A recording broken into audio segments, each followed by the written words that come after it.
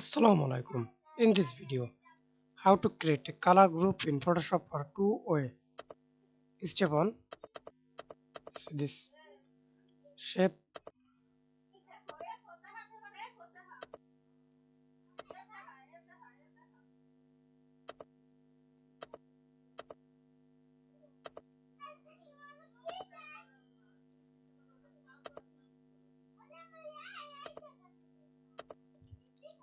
hold Ctrl, select the color and text, press Ctrl Z group and again right click and see this color red, orange, yellow, green, blue.